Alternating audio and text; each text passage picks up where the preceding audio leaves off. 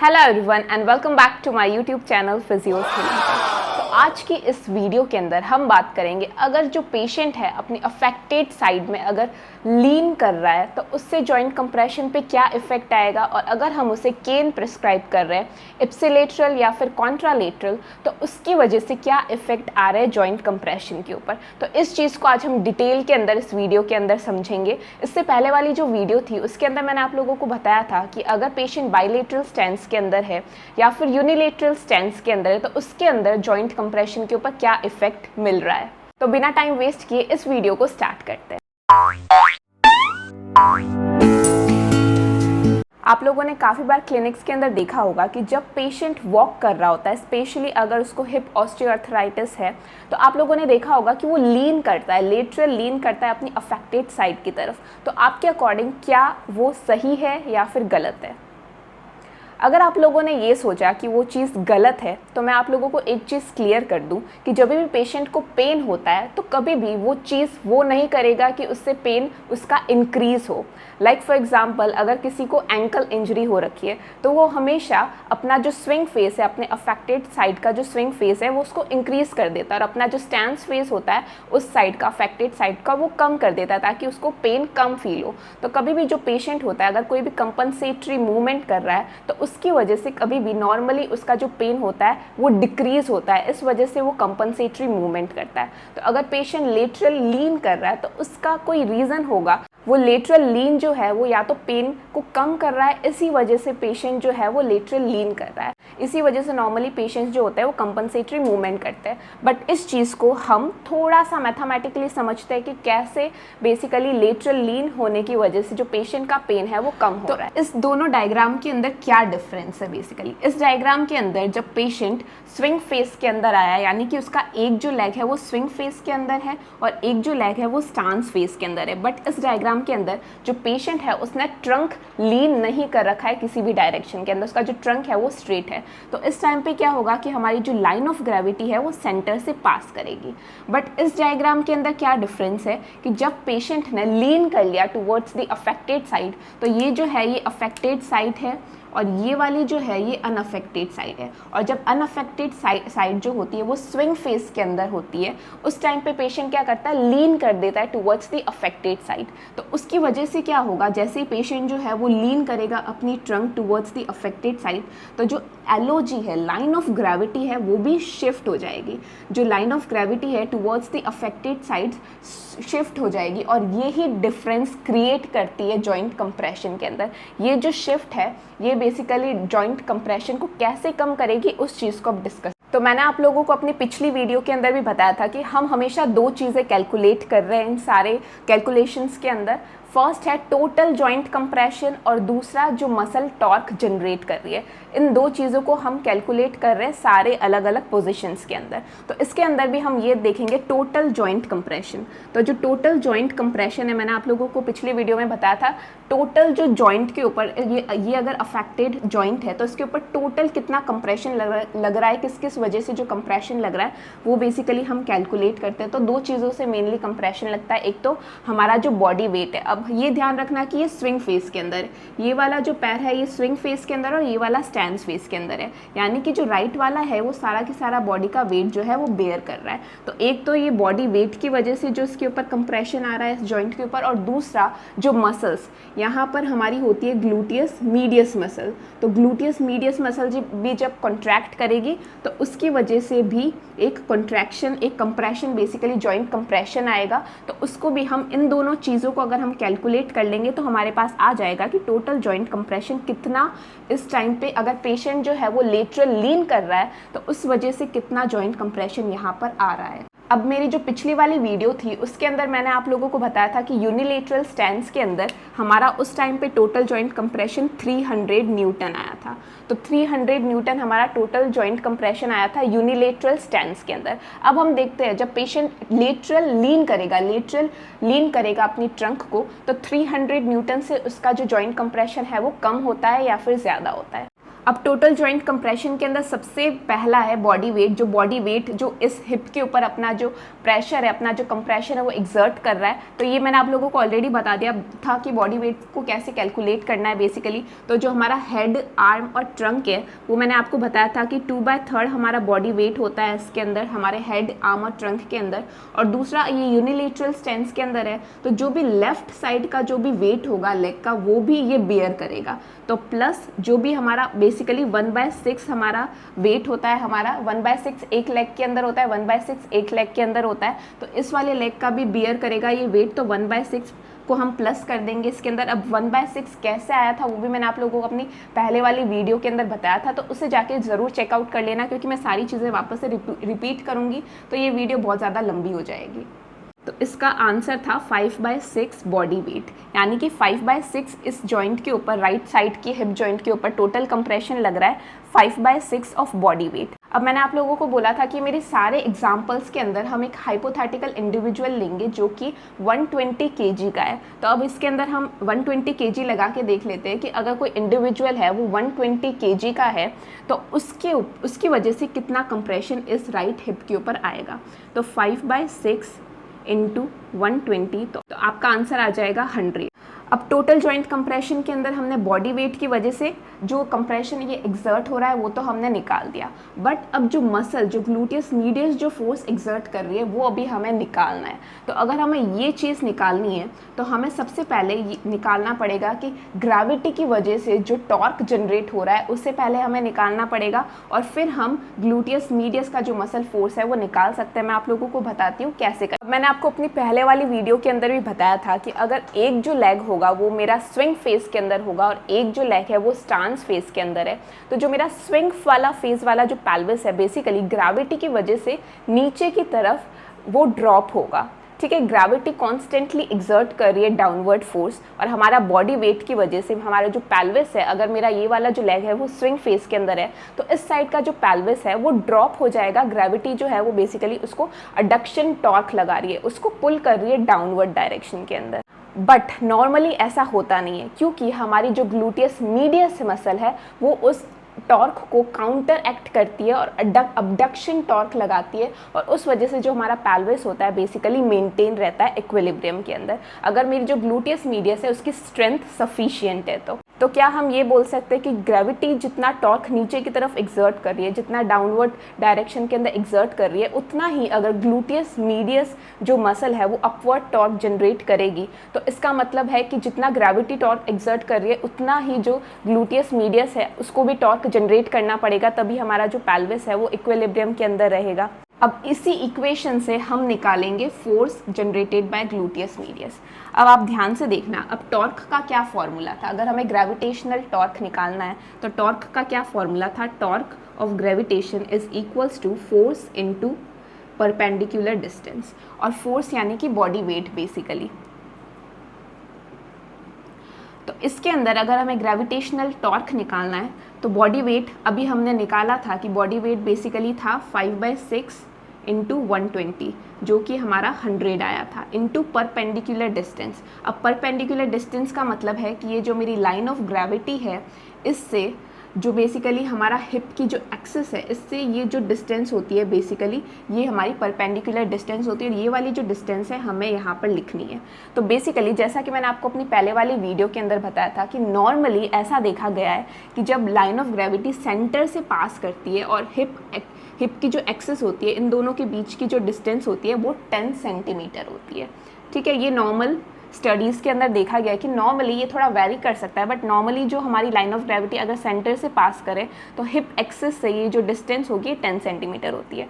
अब लेकिन जैसा कि मैंने आपको बताया था कि जो पेशेंट है वो बेसिकली ट्रंक लीन कर रहा है टुवर्ड्स वन साइड, तो इसकी वजह से जो लाइन ऑफ ग्रेविटी है वो बेसिकली और पास में आ गई है हिप जॉइंट के, यानी कि जो डिस्टेंस है वो और ज़्यादा डिक्रीज हो गई है। तो अब जैसे हम सपोज कर लेते हैं कि ये 2.5 सेंटीमीटर हो गई है, तो 10 सेंटीमीटर से ये इतना कम हो गया है कि 2.5 सेंटीमीटर हो गई है। तो अब 2.5 सेंटीमीटर को अगर हम मीटर के अंदर कन्वर्ट करेंगे तो ये बेसिकली हो जाएगा 0.025।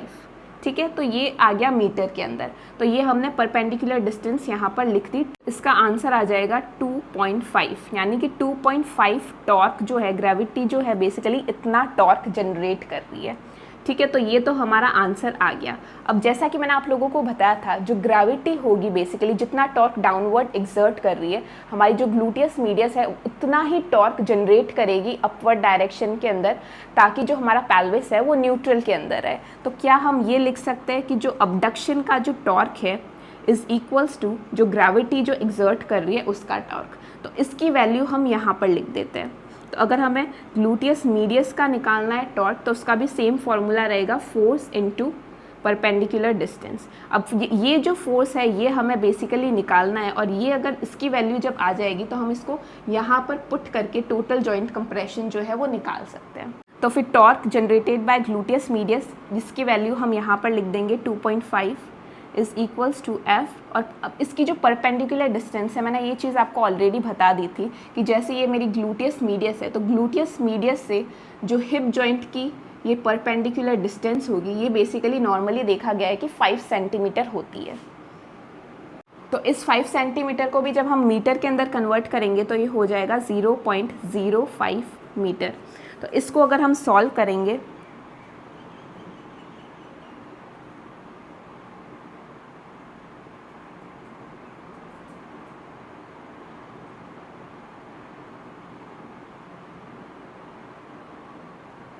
तो इसका आंसर आ गया 50, यानी कि इतना फोर्स जो है ग्लूटियस मीडियस जो है वो एक्सर्ट कर रही है।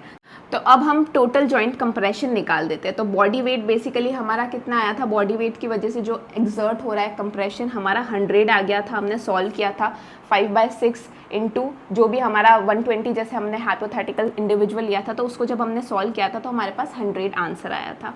प्लस जो फोर्स ग्लूटियस मीडियस की वजह से लगाया, तो अभी हमने पूरी कैलकुलेशन की थी तो उसके अंदर 50 आंसर आया था, तो प्लस 50, तो टोटल 150 जॉइंट कंप्रेशन जो है, टोटल जॉइंट कंप्रेशन एक्सर्ट हो रहा है अगर पेशेंट जो है वो लेटरल ट्रंक को लीन कर रहा है तो। और इसके अंदर हमने पहले वाले वीडियो के अंदर देखा था, अगर पेशेंट जो है सिर्फ यूनिलेटरल स्टेंस के अंदर है और ट्रंक को लीन नहीं कर रहा, तो उस टाइम पे टोटल जॉइंट कंप्रेशन आया था हमारा 300, यानी कि 300 से 150 तक इतना कम हो गया है, ऑलमोस्ट जो हाफ है, हाफ कम हो गया है जॉइंट कंप्रेशन अगर पेशेंट ने अपनी ट्रंक को लीन किया टूवर्ड्स द अफेक्टेड साइड। तो इस वजह से अगर पेशेंट लीन कर रहा है टूवर्ड्स अफेक्टेड साइड, तो वो उस जॉइंट कंप्रेशन को, अपने पेन को कम कर रहा है, ना कि बढ़ा रहा है। बट आपके हिसाब से क्या ये चीज़ सही है कि लॉन्ग टर्म के लिए अगर वो रोज़ रोज़ अपना ट्रंक जो है वो लीन करेगा, तो क्या आपके हिसाब से वो बायोमैकेनिकली, चलो इसको तो वो हेल्प कर रहा है कि पेन को रिड्यूस कर रहा है, बट दूसरे हमारे और भी स्ट्रक्चर्स होती है, हमारी स्पाइन है, हमारे दूसरे मसल्स है, जॉइंट स्ट्रक्चर्स है, तो उसके ऊपर वो प्रेशर को इंक्रीज कर सकता है, उस तरफ जो बायोमैकेनिकल अलाइनमेंट है उसको वो चेंज कर सकता है, उसको मे बी स्कॉलियोसिस हो सकता है या फिर दूसरी जो बायोमैकेनिकल जो एबनॉर्मलिटीज़ है वो हो सकती है। तो इस वजह से हम पेशेंट को क्या प्रिस्क्राइब करेंगे, केन, राइट। अगर पेशेंट को बहुत ज़्यादा पेन है और वो बहुत ज़्यादा लेटरल लीन कर रहा है तो उसको हम केन भी प्रिस्क्राइब कर सकते हैं। बट द क्वेश्चन इज़ कि केन जो है वो इप्सिलेटरल हमें रखना चाहिए, उसको प्रिस्क्राइब करना चाहिए, या फिर कॉन्ट्रालेटरल प्रिस्क्राइब करना चाहिए। तो अब वो देखते हैं कि इप्सिलेटरल अगर हम उसे प्रिस्क्राइब कर रहे हैं तो उसकी वजह से टोटल जॉइंट कंप्रेशन कितना इंक्रीज हो रहा है, और अगर हम कॉन्ट्रालेटरल प्रिस्क्राइब कर रहे हैं तो उसकी वजह से टोटल जॉइंट कंप्रेशन कितना इंक्रीज हो रहा है। अब बस आप ये वैल्यूज़ याद रखना कि जब वो यूनिलेटरल स्टैंस के अंदर था तो इतना टोटल जॉइंट कंप्रेशन आ रहा था, और इसने जब ट्रंक को लीन किया टुवर्ड्स द अफेक्टेड साइड तो 150 जो है बेसिकली इसका जॉइंट कंप्रेशन आया टोटल। अब हम देखते हैं कि अगर पेशेंट जो है वो इप्सिलेटरल साइड में केन यूज़ कर रहा है तो उसकी वजह से टोटल जॉइंट कंप्रेशन कितना। अब हम सबसे पहले देख रहे हैं कि अगर पेशेंट ने इप्सिलेटरल साइड के अंदर केन यूज़ कर रहा है, वो यानी इप्सिलेटरल साइड यानी कि जो अफेक्टेड साइड है उसी साइड में अगर वो केन यूज़ में ले रहा है तो उसकी वजह से जॉइंट कंप्रेशन के ऊपर क्या इफेक्ट आएगा। तो टोटल जॉइंट कंप्रेशन निकालने का फॉर्मूला होता है कि जो बेसिकली इस हिप के ऊपर बॉडी वेट की वजह से जो कंप्रेशन लग रहा है और मसल्स की यूज़ की वजह से जो कंप्रेशन लग रहा है। तो सबसे पहले हम बॉडी वेट की वजह से कंप्रेशन कैलकुलेट करते हैं। अब इसके अंदर भी आप ये ध्यान रखना कि ये यूनिलेटरल स्टेंस के अंदर हम देख रहे हैं, यानी कि जो अनअफेक्टेड वाला साइड है वो बेसिकली वो स्विंग फेस के अंदर है, जो अफेक्टेड साइड है वो स्टांस फेस के अंदर है, और उसी साइड के अंदर हम केन यूज़ में ले रहे हैं। तो इस टाइम पे इस वाले हिप जॉइंट के ऊपर टोटल बॉडी वेट जो होगा, मैंने आप लोगों को ऑलरेडी बता दिया है कि यूनिलेटरल स्टेंस के अंदर जो हिप जॉइंट के ऊपर बेसिकली 5/6 बॉडी वेट आता है। अब आपको एक चीज़ ध्यान रखनी है कि अगर पेशेंट जो है वो उसी साइड के अंदर केन को यूज़ में ले रहा है, तो ऑब्वियसली अगर जो पेशेंट है उसने अपने हाथों में केन पकड़ रखा है, तो कुछ ना कुछ बॉडी वेट तो वो केन के ऊपर भी डालेगा, राइट। अगर हम केन ग्रैब करके रखते हैं तो हम थोड़ा सा अपना जो बॉडी वेट है वो सारा का सारा केन के ऊपर भी डाल देते हैं, राइट। तो जो केन होगा वो कुछ बॉडी वेट वो भी एक्सेप्ट कर लेगा, और इस वजह से पूरा की पूरा जो हिप जॉइंट के ऊपर जो वेट है, पूरा की पूरा 5/6 जो बॉडी वेट है वो नहीं आएगा, और कुछ जो वेट है वो केन जो है वो एक्सेप्ट कर लेगा।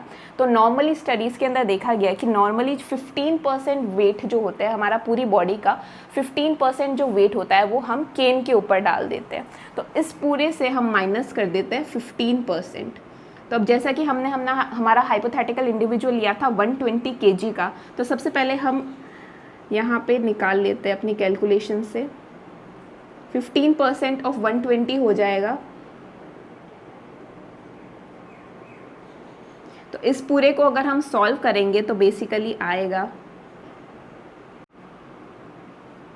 ठीक है। तो 82 बेसिकली बॉडी वेट की वजह से इस हिप जॉइंट के ऊपर कंप्रेशन लगेगा अगर वो इप्सिलेटरल साइड के अंदर केन का यूज़ कर रहा है। तो हमारा बॉडी वेट की वजह से तो आ गया कि इतना जॉइंट कंप्रेशन लग रहा है। अब हम कैलकुलेट करते हैं कि जो मसल्स है बेसिकली उसके कॉन्ट्रैक्शन की वजह से बेसिकली कितना कंप्रेशन यहाँ पर एक्सर्ट होगा, और फिर हम पूरा टोटल इन दोनों को ऐड करके हम टोटल जॉइंट कंप्रेशन निकाल लेंगे। तो अगेन अगर हमें ग्लूटियस मीडियस का फोर्स निकालना है तो हमें उसी वे से कैलकुलेट करना पड़ेगा। मैंने आप लोगों को ऑलरेडी बता दिया था कि जब यूनिलेटरल स्टैंस के अंदर होता है तो ये वाला जो साइड का पेल्विस है वो ड्रॉप होने की टेंडेंसी रहती है, ग्रेविटेशनल अडक्शन टॉर्क लगाती है, और उसी को बैलेंस करने के लिए इस साइड की जो अबडक्टर मसल्स होती है, ग्लूटियस मीडियस होती है, वो उतना ही टॉर्क लगाती है, अबडक्शन फोर्स लगाती है, ताकि जो पेल्विस है वो न्यूट्रल पोजीशन के अंदर रहे और ड्रॉप ना हो। तो सबसे पहले हम ग्रेविटी का टॉर्क अगर निकालें, जो कि होता है force into perpendicular distance. Force होता है बेसिकली बॉडी वेट होता है, और बॉडी वेट मैंने आप लोगों को अभी कैलकुलेट करके जस्ट बताया था कि अगर हम केन यूज़ में ले रहे हैं तो माइनस कर देंगे हम 15%,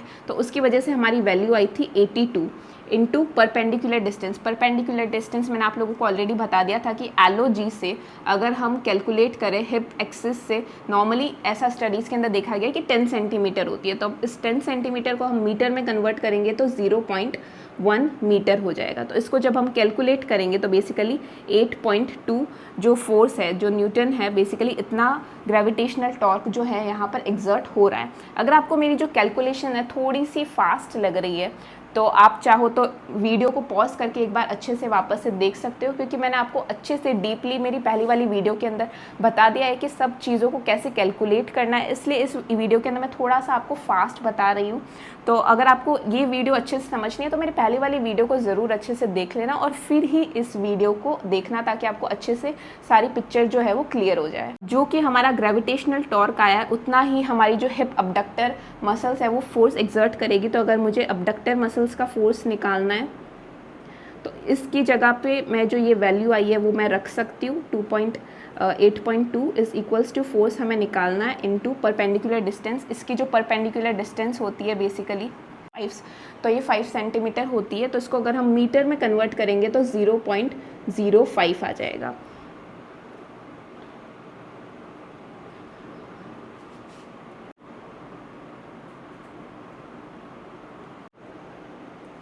तो बेसिकली 164 न्यूटन मीटर जो है हमारी फोर्स निकली है। बेसिकली ग्लूटियस मीडियस की जो फोर्स है 164 न्यूटन मीटर निकला है। तो अगर हमें टोटल जॉइंट कंप्रेशन निकालना है, टोटल जॉइंट कंप्रेशन, तो इसका क्या होगा, ये 164 जो कि ग्लूटियस मीडियस फोर्स लगा रही है प्लस जो हमारा टोटल वेट है, और टोटल वेट हमारा कितना निकला था 82। तो इन दोनों को जब हम प्लस करेंगे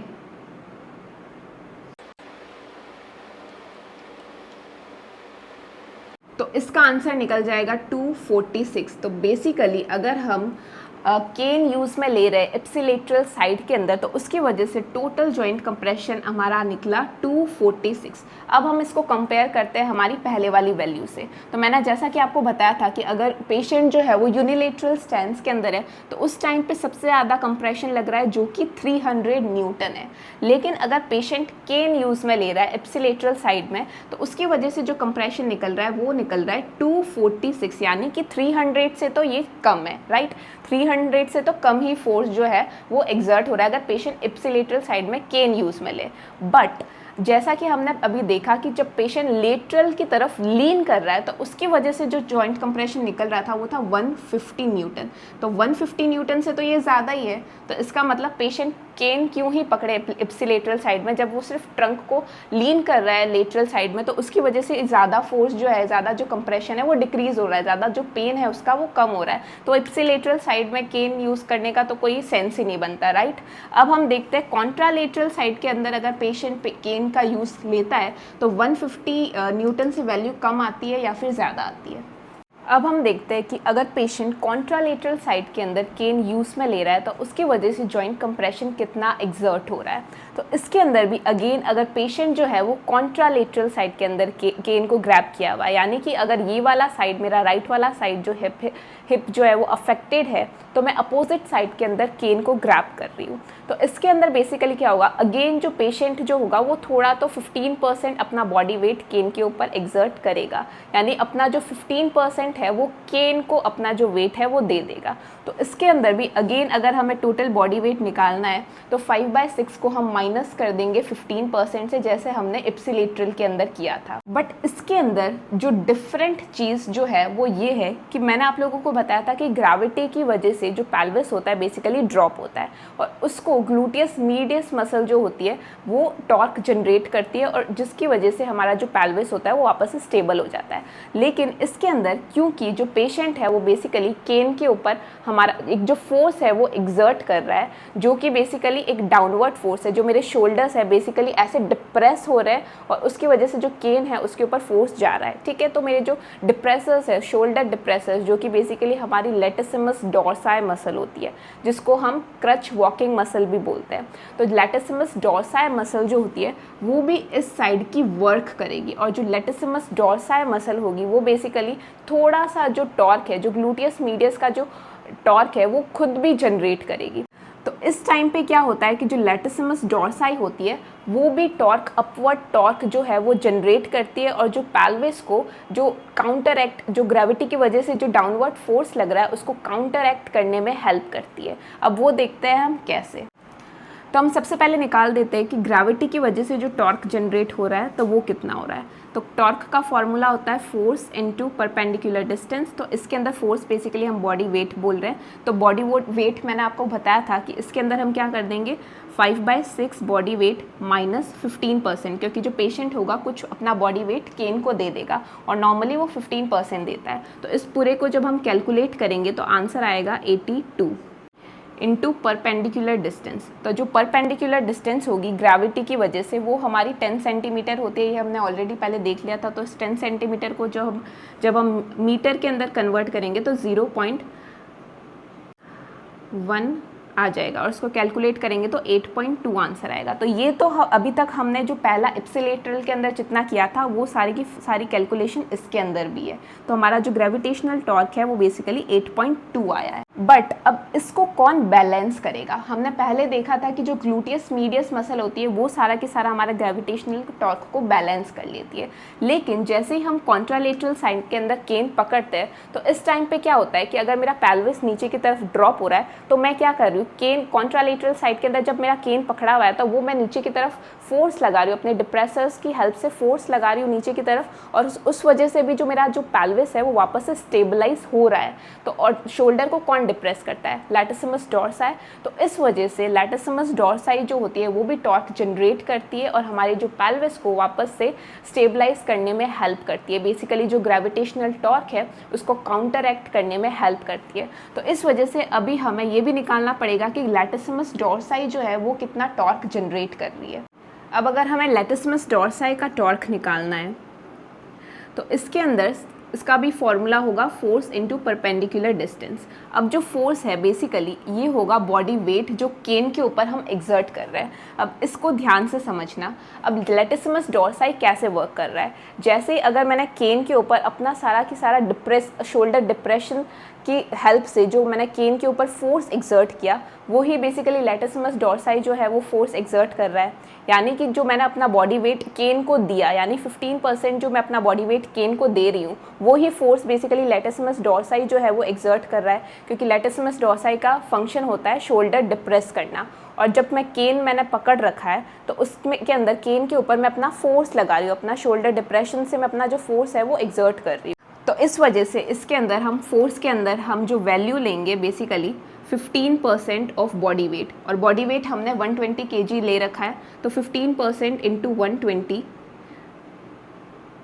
तो इसका आंसर आ जाएगा 18 इंटू परपेंडिकुलर डिस्टेंस। तो जो परपेंडिकुलर डिस्टेंस है बेसिकली, जैसे सपोज करो यहाँ से मेरी लैटिसिमस डोर्साई जो है वो एक्ट कर रही है, तो इसके अंदर बेसिकली ये देखा गया है कि अगर मैं हिप जॉइंट की एक्सिस से ये डिस्टेंस कैलकुलेट करूँ तो ये बेसिकली 20 सेंटीमीटर होती है।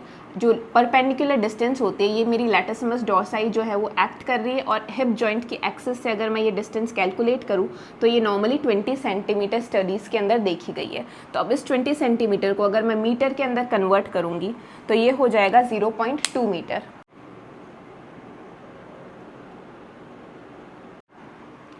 तो इसका आंसर आ जाएगा 3.6। तो बेसिकली जो लैटिसिमस डोर्साई है वो 3.6 न्यूटन मीटर जो फोर्स है वो एग्जर्ट कर रहा है। और हमने ये देखा था कि जो ग्रेविटी है बेसिकली, जो ग्रेविटी कितना टॉर्क एग्जर्ट कर रही थी, 8.2 न्यूटन मीटर। यानी कि इस जो ग्रेविटी जितना डाउनवर्ड फोर्स एग्जर्ट कर रही है, थोड़ा बहुत तो जो लैटिसिमस डोर्साई है उसने हमारा टॉर्क को स्टेबलाइज कर दिया है। तो हमने ये देख लिया कि जो ग्रेविटी है बेसिकली वो जो डाउनवर्ड टॉर्क जनरेट कर रही है वो है 8.2 न्यूटन मीटर, और उसके अगेंस्ट में हमारी जो लैटिसिमस डोर्साई टॉर्क जनरेट कर रही है वो है 3.6 न्यूटन मीटर। तो अगर हम इसको माइनस करेंगे, ग्रेविटेशनल टॉर्क को अगर हम माइनस करेंगे जो लैटिसिमस डोर्साई जो टॉर्क जनरेट कर रहा है, तो हमारे पास निकल के आ जाएगा कि ग्लूटियस मीडियस ने एक्स्ट्रा कितना टॉर्क जनरेट किया। तो ग्लूटियस मीडियस का अगर हमें टॉर्क निकालना है तो हमें इसको माइनस करना पड़ेगा लैटिसिमस डोर्साई के टॉर्क से। तो ये आ गया हमारा 4.6 न्यूटन मीटर। अब हमारे पास ये आ गया कि जो ग्लूटियस मीडियस है बेसिकली वो कितना टॉर्क जनरेट कर रही है, जो कि है 4.6 न्यूटन मीटर।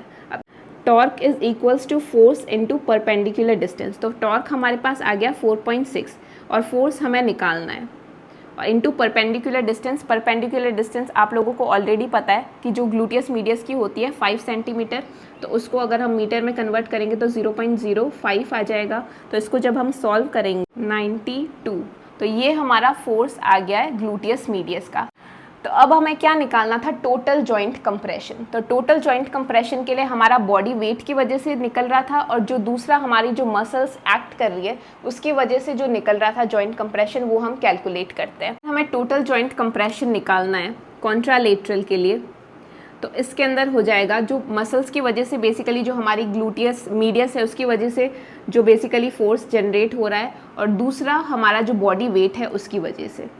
तो जैसा कि हमने ग्लूटियस मीडियस का भी निकाला था 92 था, प्लस जो बॉडी वेट के अंदर आपको मैंने ऑलरेडी बता दिया 5/6 बॉडी वेट, और इसके अंदर हम माइनस कर देंगे 15%, क्योंकि वो केन के ऊपर भी अपना जो फोर्स है 15% वो केन को दे रहा है, तो इसलिए हम उसका माइनस कर देंगे। तो जब इसका आंसर आएगा, कंप्रेशन बेसिकली आएगा 174 न्यूटन। तो इतना बेसिकली जो जॉइंट कंप्रेशन है वो हिप जॉइंट के ऊपर लग रहा है अगर हम केन को कॉन्ट्रालेटरल साइड के अंदर यूज लेते हैं। एक बार हम सारी वैल्यूज को कंपेयर कर लेते हैं, किस पोजीशन की वजह से कितना जॉइंट कंप्रेशन जो है वो डिक्रीज हुआ या फिर इंक्रीज हुआ। तो सबसे पहले है 300 न्यूटन।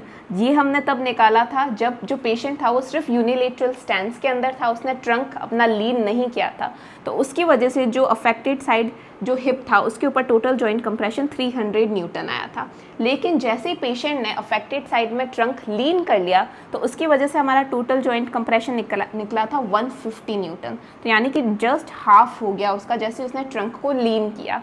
अब नेक्स्ट हमने निकाला था 246 न्यूटन। ये हमने निकाला था जब पेशेंट ने केन इप्सिलेटरल साइड के अंदर पकड़ा था, यानी कि जब जैसे ही उसने इप्सिलेटरल साइड में पकड़ा तो उसका जॉइंट कंप्रेशन कम तो हुआ, जो 300 न्यूटन से कम तो हुआ, बट स्टिल ये ज़्यादा है और ये फेवरेबल वैल्यू नहीं है। तो इस वजह से हम इप्सिलेटरल साइड के अंदर केन को प्रिस्क्राइब नहीं करते हैं। अब जो लास्ट हमारा कॉन्ट्रालेटरल साइड के अंदर जैसे ही पेशेंट ने केन ग्रैब किया तो उसकी वजह से जॉइंट कंप्रेशन आया 174, तो ये काफ़ी कम है 300 से। तो हम केन को अगर हमें प्रिस्क्राइब करना है तो हमेशा हम कॉन्ट्रालेटरल साइड के अंदर ही प्रिस्क्राइब करते हैं। तो आज के लिए बस इतना ही, और इसी के साथ में हमारी हिप बायोमैकेनिक्स कंप्लीट होती है। अब नेक्स्ट हम नी बायोमैकेनिक्स के बारे में पढ़ेंगे। तो आई होप कि आप लोगों को सारी कैलकुलेशन समझ में आ गई होगी। इसके अंदर मेनली आपको दो चीज़ों के ऊपर ध्यान रखना है कि टोटल जो जॉइंट कंप्रेशन है उसके ऊपर और जो मसल्स टॉर्क जनरेट कर रही है वो। अगर आपको ये दोनों चीज़ें क्लियर हो गई तो आप अच्छे से कैलकुलेशंस परफॉर्म कर सकते हैं। अगर आपको कहीं पे भी डाउट आया तो फिर आप एक बार पॉज करके वीडियो को अच्छे से आप वापस से देखो। अगर आपको फिर भी कुछ नहीं समझ में आता तो आप मुझे कमेंट सेक्शन के अंदर टाइप कर सकते हो, और मेरी वीडियो को लाइक करना, सब्सक्राइब करना, और मिलते हैं नेक्स्ट वीडियो के अंदर।